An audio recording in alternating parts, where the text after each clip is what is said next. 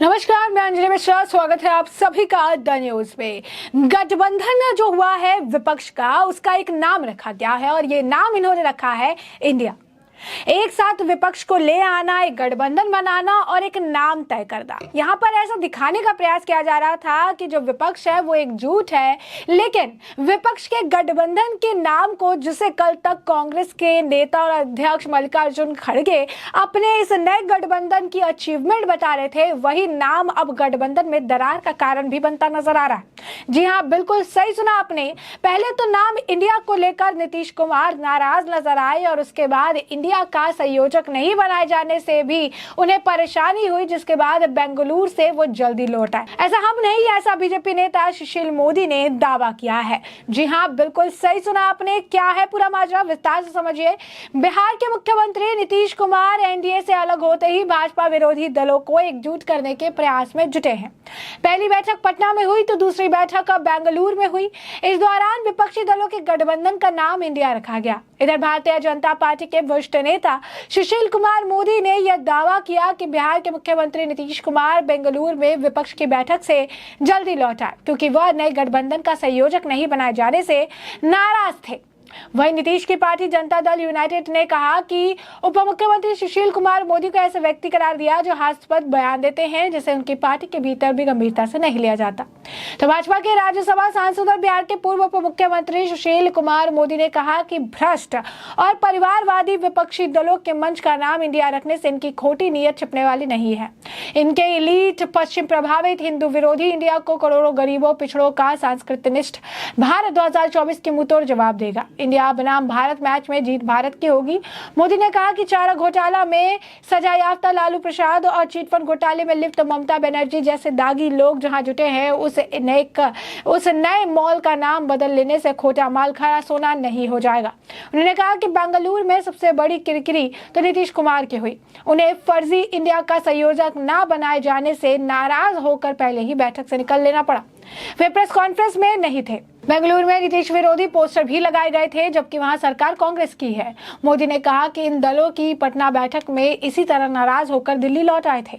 जो लोग चुनाव से पहले ना मन मिला पा रहे हैं, ना एक चेहरा तय कर पा रहे हैं, वे देश के लोकप्रिय प्रधानमंत्री नरेंद्र मोदी को कोई चुनौती नहीं दे पाएंगे। इनके यहाँ जो 8 पार्टियां आई वो कौन पार्टियां हैं? 4 तमिलनाडु की पार्टी और 4 केरल की पार्टी, यानी 26 में 8 नई पार्टियां जो शामिल हुई हैं, वो केवल 2 राज्यों की पार्टी है। भाई यूपी से कोई नहीं, बिहार से कोई नई पार्टी नहीं, कोई भी मध्य प्रदेश, राजस्थान, कोई नाम तो बताए। तो बीजेपी का जहाँ प्रभाव बहुत कम है, तमिलनाडु और केरल, वहाँ पर 10 पार्टी को भी जोड़ लें तो बीजेपी की सेहत पर क्या फ़र्क पड़ने वाला है। तो इसलिए आपके साथ जो लोग, और हमारे पास तो नॉर्थ ईस्ट, इनके पास तो एक भी नॉर्थ ईस्ट की पार्टी नहीं है। उत्तर पूर्व असम के राज्यों में 25 लोकसभा की सीट है, एक भी इनके पास नहीं है। उसके अंदर उड़ीसा की कोई पार्टी है क्या? तो इनके यहाँ तो कोई नई पार्टी आई नहीं। हमारे महागठबंधन में जीतन राम मांझी आ गए, हमारे महागठबंधन के अंदर चिराग पासवान आ गए, उपेंद्र कुशवाहा आ गए। तो ये तो जो हिंदी भाषी राज्य जहाँ पर संख्या ज़्यादा है, ताकत ज़्यादा है, और शरद पवार आए तो लहू लुहान होकर आए, उनकी पार्टी 2 फाड़ हो गई। जो उद्धव ठाकरे आए, उनकी पार्टी 2 फांक हो गई।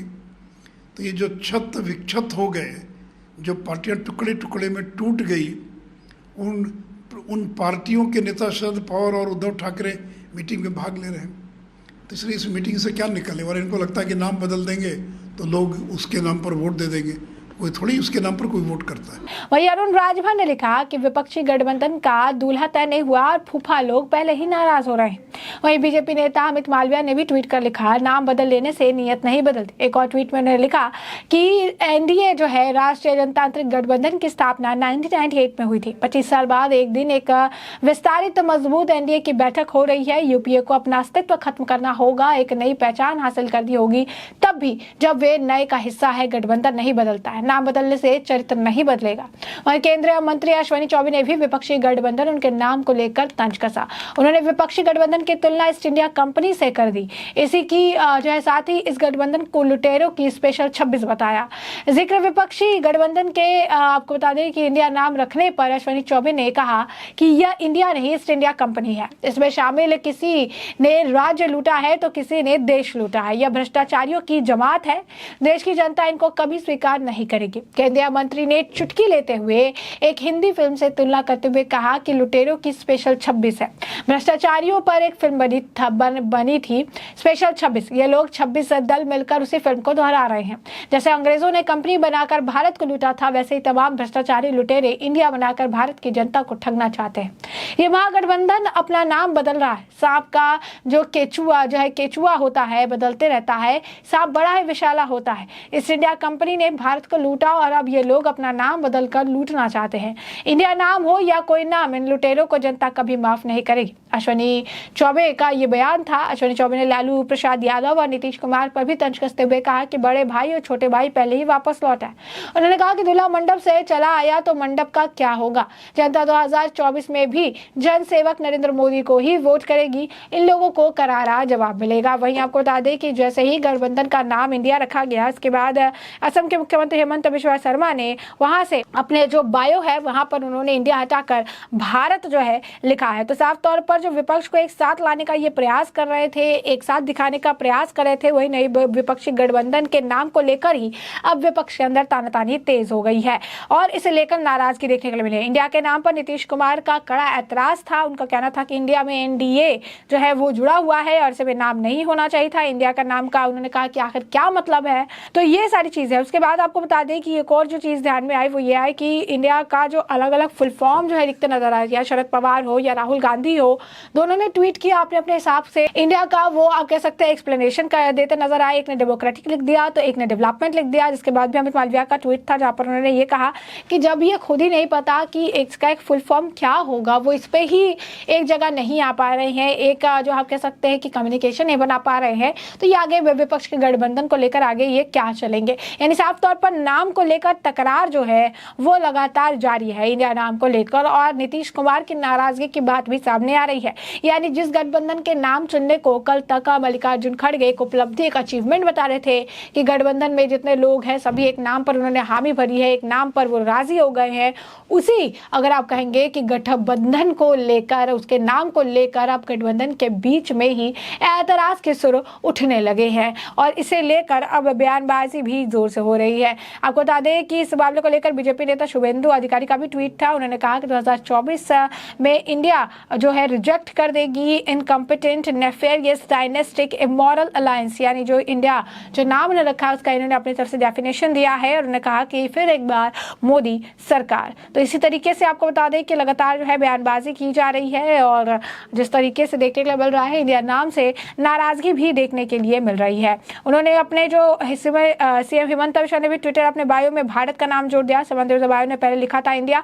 विपक्षी दलों के इंडिया का मतलब क्या था, इसके बाद उन्होंने जो है से चेंज कर लिया। असम के मुख्यमंत्री ने इस नाम को लेकर 14 घंटे पहले एक ट्वीट भी किया था जिसमें उन्होंने ये लिखा था कि हमारा सभ्यात्मक संघर्ष जो है इंडिया और भारत के इर्द गिर्द केंद्रित है। अंग्रेजों ने हमारे देश का नाम इंडिया रखा। हमें खुद को अपने वैश्विक विरासतों से मुक्त करने का प्रयास करना चाहिए। हमारे पूर्वज भारत के लिए लड़े और हम भारत के लिए काम करते रहेंगे। भारत के लिए भाजपा। तो अब देखिए किस तरीके से इंडिया और अब कह सकते हैं इंडिया बनाम भारत की लड़ाई जो है देखने के लिए मिल रही है। इंडिया नाम को लेकर अब विपक्ष में जो विपक्ष एक साथ आने की बात कर रहा था, जो विपक्ष एक साथ गठबंधन होने की बात कर रहा था, अब सब विपक्ष में भी ऐतराज के सुर उठने लगे हैं और फूट की खबरें अब इस वक्त जोर पकड़ती नजर आ रही है। नीतीश कुमार को संयोजक नहीं बनाया गया, इस बात से नाराजगी है क्योंकि कहा गया कि अगली मीटिंग जो है वो महाराष्ट्र में हो गई, मुंबई में होगी और इस दौरान से पहले एक 11 लोगों की कमेटी बनाई जाएगी जो ये डिसाइड करेगी कि अगले जो मीटिंग में है हमारा संयोजक कौन होगा। और कहीं ना कहीं नीतीश कुमार जो इस मुहिम को लेकर आगे चल रहे थे, लगातार आगे बढ़कर इसमें नाम कमाने का प्रयास कर रहे थे, उस नीतीश कुमार को बड़ा झटका लगा है क्योंकि साफ तौर पर अगर आप देखेंगे तो राहुल गांधी का नाम और कांग्रेस ने इस पूरी मीटिंग को हाईजैक कर लिया। भले शुरुआत इसकी नीतीश कुमार ने की, हर जगह घूम कर नीतीश कुमार एकजुट करते नजर आए, लेकिन यहाँ पर पूरी तरीके से कांग्रेस का बोलबाला देखने के लिए मिला, चाहे वो गठबंधन के नाम को लेकर हो या फिर गठबंधन की मीटिंग के दौरान बोले बोलने की बात हो, हर जगह राहुल गांधी को प्रिविलेज मिलता हुआ नजर आया। यही नहीं, राहुल गांधी का मामला भी अब सुप्रीम कोर्ट में है और कहा जा रहा है कि इसी वजह से इस मामले पर जोर दिया जा रहा था कि राहुल गांधी को आने वाले समय में विपक्ष का दूल्हा बनाया जा सके और बाकी लोग बाराती बनकर जाए। लेकिन इस बात पर भी अगर आप देखेंगे तो विपक्ष में मतभेद है। भारत नाम जो इंडिया नाम इन्होंने रखा है विपक्षी गठबंधन का, इसे लेकर भी मतभेद है। संयोजक नहीं बनाए जाने से भी नीतीश कुमार की नाराजगी है, तो वहीं अखिलेश यादव नाराजगी की बात भी सामने आ रही है। कहा जा रहा है कि अखिलेश भी नाराज है क्योंकि पहले इन्होंने नाम पीरिये दिया था, पीरिये का इन्होंने ट्वीट करके जोर शोर से प्रचार किया था। पिछड़े दलितों का अलायंस जो ये कह रहे थे, लेकिन उनके भी नाम को जो तवज्जो है नहीं दिया गया। इस दौरान उसके बाद आप कह सकते हैं पोस्टर से भी उनकी तस्वीरें गायब रही। साफ तौर पर अगर कहेंगे तो अखिलेश यादव की भी नाराजगी की खबर नजर आई। तो नीतीश कुमार, अखिलेश यादव गठबंधन जुड़ने से पहले ही अब गठबंधन में फूट की खबरें अब इस वक्त तूल पकड़ती नजर आ रही है। तो ऐसे में हमने आपको जो पूरा मामला है ये बड़े विस्तार से बताया कि पूरा मामला क्या है, और अब इस पूरे मामले पर आपकी भी जो राय हो हमें कमेंट सेक्शन में कमेंट करके जरूर साझा करिए। धन्यवाद।